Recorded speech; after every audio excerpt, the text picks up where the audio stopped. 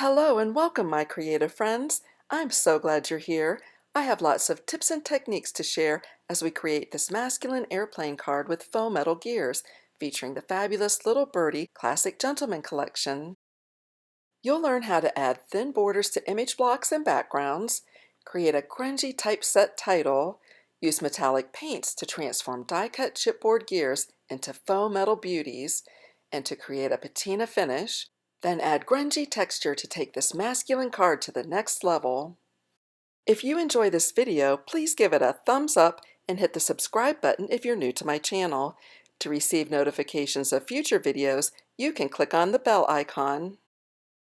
I could not resist using this amazing vintage airplane paper from Little Birdie's Classic Gentleman Collection to create a card for my dad. He served in the Air Force in his younger days and appreciates flight images. I used a single page from the 6-inch paper pad to create this card. Use a ruler and craft knife to trim closely around the airplane. The remaining top portion can now be cut to an A2 card, which is 4 1/4 by 5 1/2 inches. I'm using the ruler to show where to cut the paper. Sometimes it's a challenge to get paper centered properly when adding a border, so I came up with this hack to get a nice even frame around the card. I'm using a piece of craft cardstock to represent the focal paper. Adhere it to a piece of black or coordinating paper, then use a clear marked ruler and craft knife to trim around the edges to get a perfectly even border. I used this technique to add a frame around the card and a thinner border around the airplane image. I just adore the hint of patina on this paper, so I'm using Distress ink to accent with this color. These toothbrush-style makeup brushes started getting popular a couple years ago for ink blending and have been rebranded for crafting. I purchased mine a while back on Amazon, and now they even come in hues that coordinate with your ink color families. I like to press on the head of the brush with my finger while applying the ink to get a little heavier application of color. I want some of this beautiful sepia color to show on the finished card, so apply the ink randomly over about half to 2/3 of the paper. Distress inks are translucent and can be layered and blended to achieve different colors. For this patina effect, start with peacock feathers, then layer on salvaged patina with a final touch of pumice stone. If you don't have these exact colors or inks, experiment with what you have on hand. Just realize that dye-based inks like Distress ink are better at layering, while pigment inks are generally opaque, so the colors will cover over each other rather than blending. While it's my belief that there are not a lot of hard and fast rules when it comes to mixed media, I think it's important to understand the mediums you have and how they work in different situations. You can learn the basics about your products from other artists, but the very best way to learn about them is to use them yourself. Try out those techniques you've seen on a variety of surfaces. You'll learn what works and perhaps what doesn't. I hope you'll have as much enjoyment as I have as you discover how to use your supplies in your creative journey. I want the airplane image to be distinctly different, so it will be the focal point on the finished card. Therefore, no patina is added here. I do brush pumice stone around the edges, however, for definition. Distress ink is water reactive. This means that even after it's completely dry, it will start to move and blend if it gets wet again. Any kind of wet medium, including the gel medium and glue which we'll be using, will react.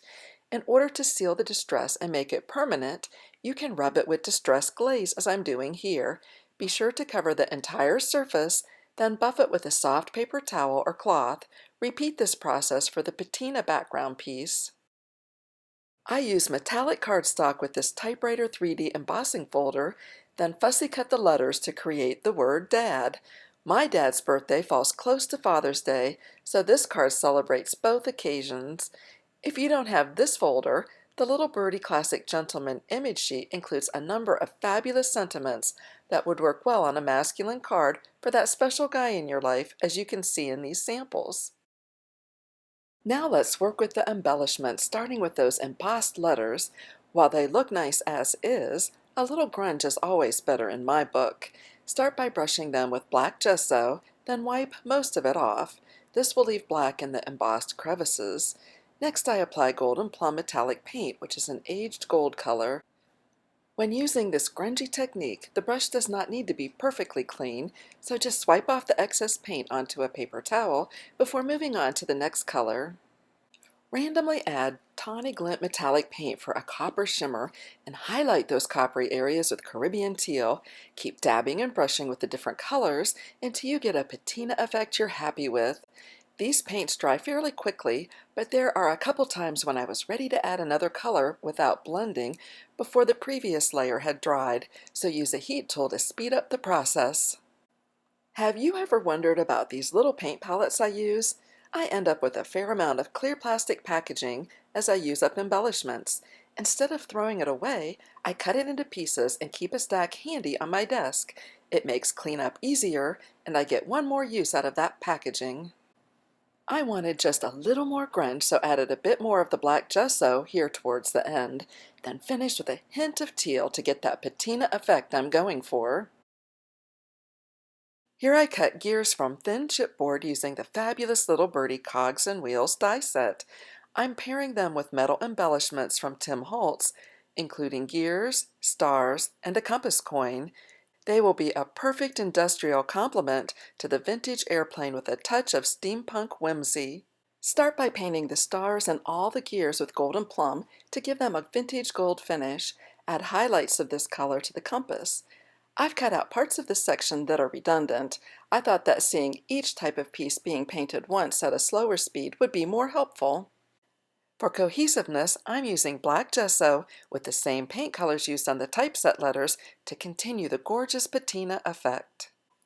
On this card, I'm using mixed media techniques to develop textures primarily on the embellishments. Why, you might ask? Why not on the background? Well, the short answer is that I just adore the amazing images and visual texture printed on the paper and didn't want to cover it up. The vintage airplane sketches are fabulous and will have special meaning to my dad, who worked as a mechanic on the planes he flew in. If I had added texture or crackle paste with a stencil, much of that beauty would have been hidden. Instead, I opted to add translucent color to add visual interest, while allowing those wonderful images to remain an important part of the background. You can see as I work here that I use multiple layers of paint rather than using each color just once. I go back in to blend and layer the paints to achieve a beautifully aged patina. One thing to remember is that the greenish teal patina forms on copper, so be sure to layer the copper and teal colors together. These letters were a little tricky to get lined up, so it's easier to connect them ahead of time. The lowercase letters will be hidden under the airplane block, so adhere this portion of the letters onto a strip of cardstock. While the glue is still wet, they can be adjusted to even them out. Once set, flip them over and add a smaller strip of cardstock at the top where it will be hidden. For this particular card, it's easier to do some of the layering first before arranging and adhering all the elements. The compass is glued to a beautiful clock from the classic Gentleman image sheet. The gorgeous frame of the clock now surrounds the compass.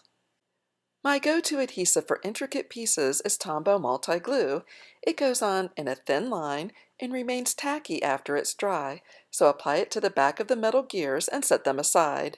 If you try to adhere the pieces while the glue is still wet, it often squeezes out around the edges, as any liquid glue will do. Once dry, the glue is set and stays in place. No splooging, as I call it. Once the glue has dried, adhere the metal gears to the paper ones. Some of the spokes on the gears line up, while others don't. We'll be adding texture over the clusters, so it won't really be noticeable. Here I'm arranging the embellishments. I add a piece of foam tape to the center of the airplane block to raise it up while leaving the edges free, so I can tuck the sentiment and gears underneath. While there may not be a lot of rules for mixed media, there are some basic principles in design that will help your artwork to be more attractive. One of those is to cluster items in threes or uneven numbers. What is it about odd numbers?